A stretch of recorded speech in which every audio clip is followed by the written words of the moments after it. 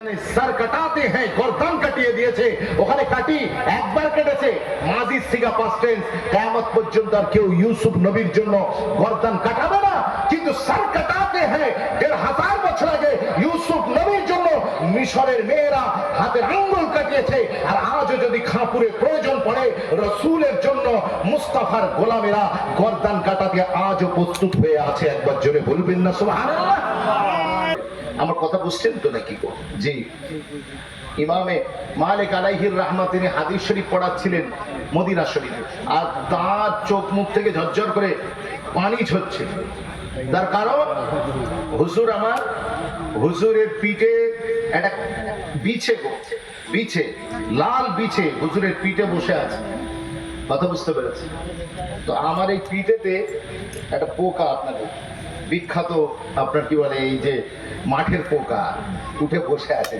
কথা বুঝতে পেরেছেন আল্লাহ কবুল করে আপনাদের কোনো কষ্ট হচ্ছে না তো আমি বলছিলাম আমার নবীকে যদি জুলাইখা দেখতো তাহলে কি কন্ডিশন দাঁড়াতো দেখতি গর জুলাইখা নবী কো হুসনে ইউসুফ पे हरगिज न मरती देखती गर जुलेखा नबी को हुस्ने यूसुफ पे हरगिज न मरती हुस्ने यूसुफ पे हरगिज न मरती मेरे प्यारे नबी जैसा जलवा मेरे प्यारे नबी जैसा जलवा उसने यूसुफ ने पाया नहीं है मेरे प्यारे नबी जैसा जलवा उसने यूसुफ ने पाया नहीं है रब को देखा है मेरे नबी ने और किसी ने भी देखा नहीं है अल्लाहुम्मा सल्ली अला माशाअल्लाह আমি চাইছি আপনাদের একটু আওয়াজটা শুনতে একটু সবাই মিলে পড়া যাবেন ওয়া আলা আলি সাইয়্যিদিনা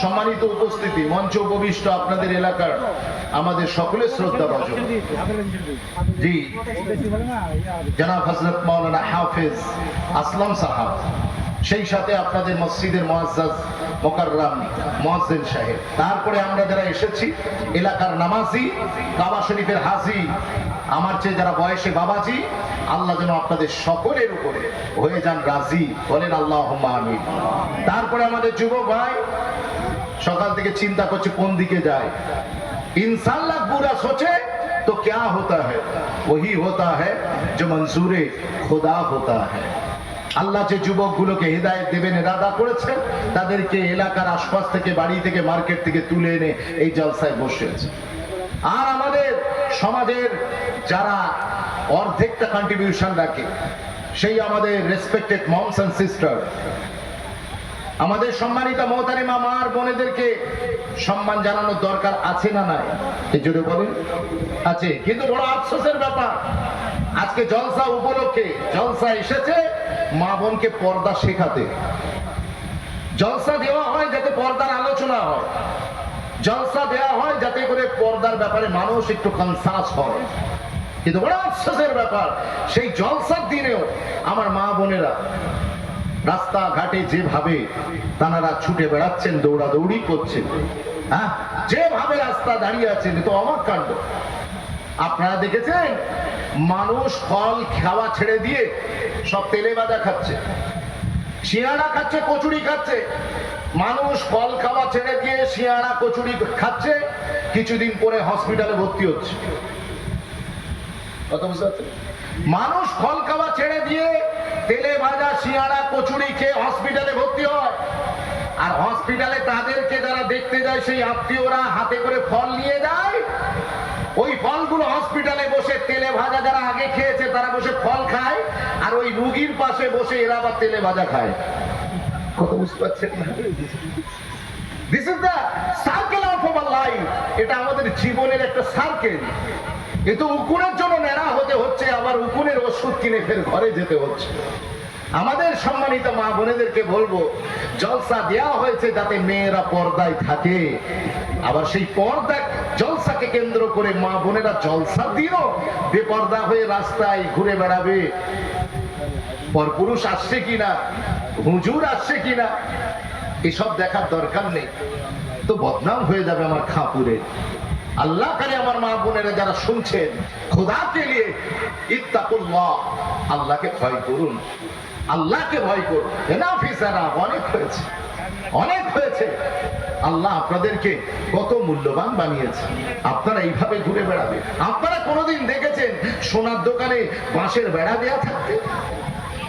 সোনার দোকানে আপনি বাঁশের বেড়া কোনোদিন দেখবেন?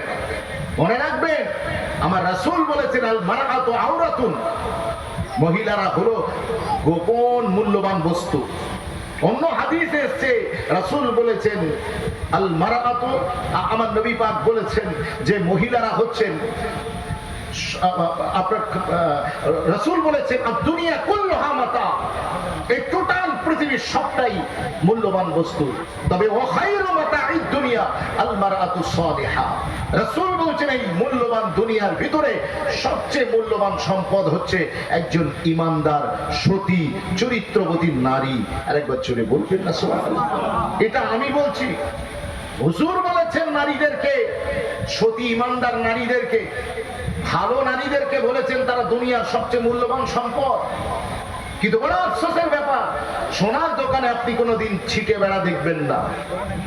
আপনি দেখবেন সেখানে ক্লক সিবেল আছে, শাটার আছে, তারপরে কাঁচের গেট, তারপরে আপনি দেখবেন লোহার তিজোরি, তার ভিতরে ছোট্ট একটা বক্সে 10 গ্রাম সোনা রাখা আছে।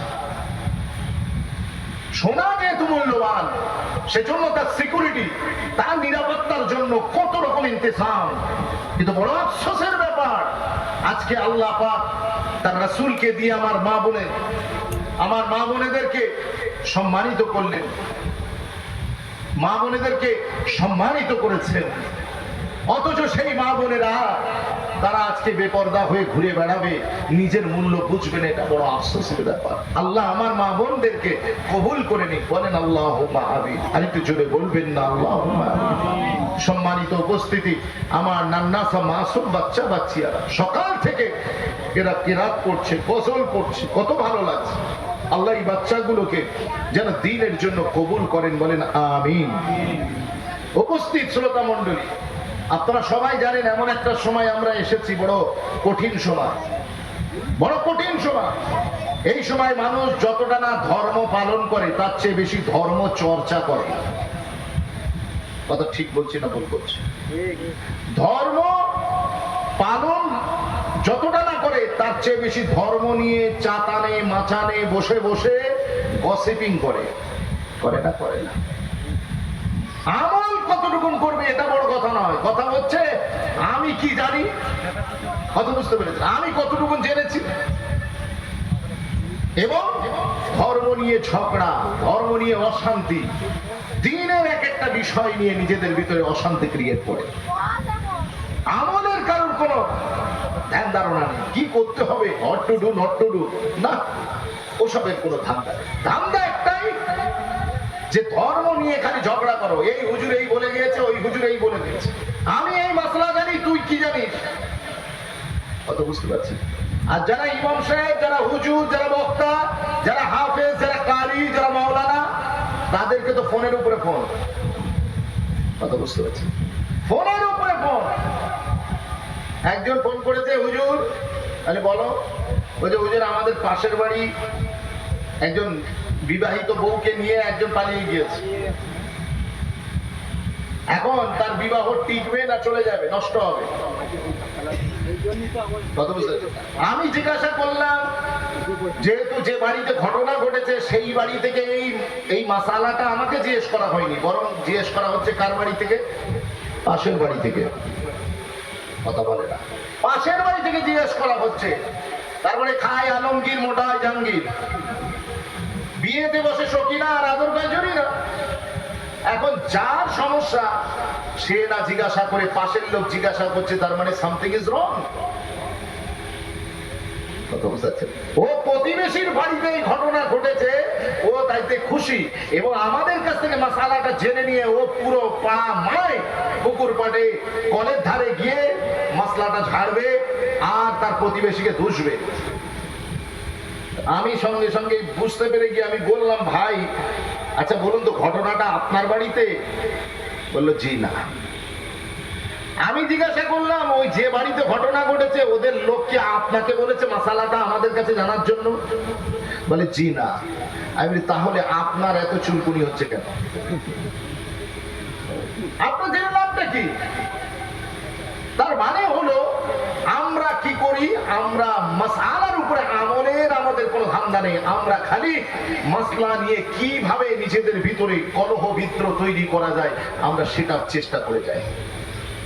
আমি অনুরোধ করবো, আজকে এমন একটা দিন, আপনি দেখুন দিনের চর্চা কম নেই, জলসা কম নেই, কিন্তু আমল কম আছে না নেই?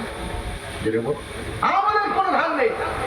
আপনি বাড়িতে দেখুন মোবাইলে মোবাইলে ওয়াজ হচ্ছে, মোবাইলে মোবাইলে হুজুর অ্যাভেলেবেল, যে হুজুর চাইবেন ইন্টারন্যাশনাল, ন্যাশনাল, ব্লকের যে কোনো হুজুর আপনি পেয়ে যাবেন একেবারে হাতের নাগালে, করলো দুনিয়া মুঠি মে।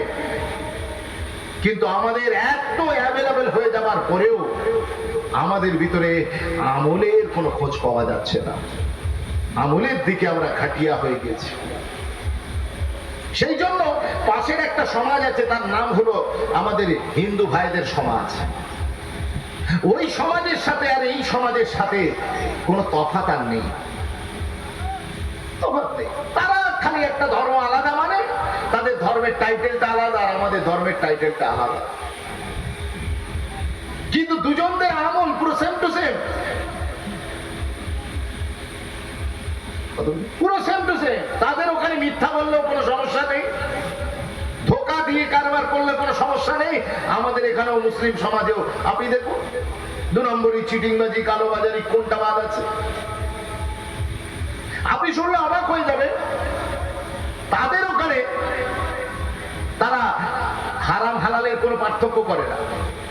আর আজকে ঠিক আমার সমাজে এখানেও হারাম হালালের কোনো বাছ বিচার নেই, কিন্তু মোবাইলে ওয়াজ ভর্তি, এলাকায় পাড়ায় পাড়ায়, ব্লকে ব্লকে, গলিতে গলিতে মাহফিল হচ্ছে, চর্চা শেষ নেই। কিন্তু আমলের অভাব আছে না নাই?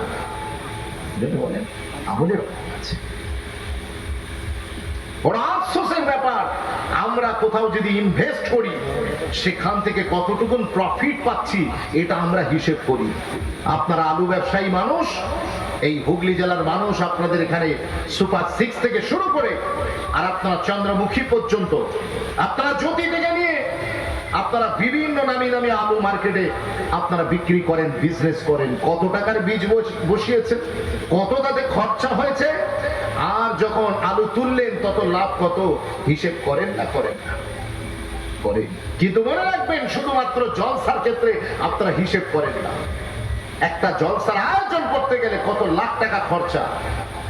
বাইরে থেকে একজন ওলামাই দ্বীনকে নিয়ে আসুন, তাবারুক সিন্নি রান্না করবেন, প্যান্ডেল সাজাবেন, লাইট জ্বালাবেন, এই সব কিছু খরচা করলেন, ইনভেস্ট করলেন, কিন্তু সেই ইনভেস্টের পরে সেখান থেকে কি কতটুকুন খাপুরের মানুষ লাভবান হতে পারলো আমরা কিন্তু এর জন্য কোনোদিন অ্যানালাইসিস করি না।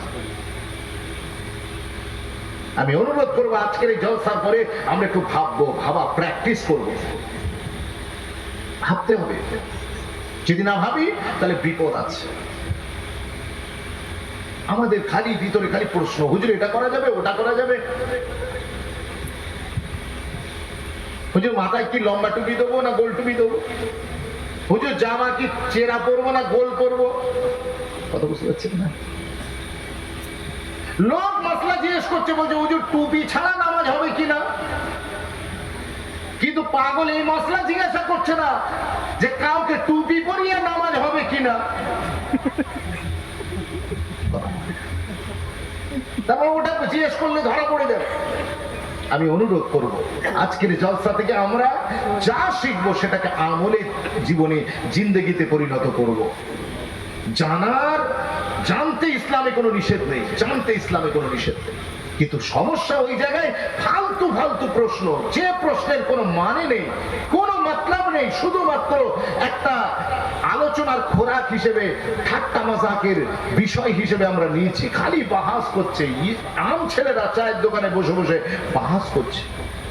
মুরব্বী বাবাজিরা আপনার কি বলে পুকুর পাড়ে বসে বসে বাহাস করছে, দিনের বিষয় আলোচনা করছে। আমলের ধাক ধরে না। 24 ঘন্টা যাদের বাহাসে কেটে যায়, তারা আমল কখন করবে?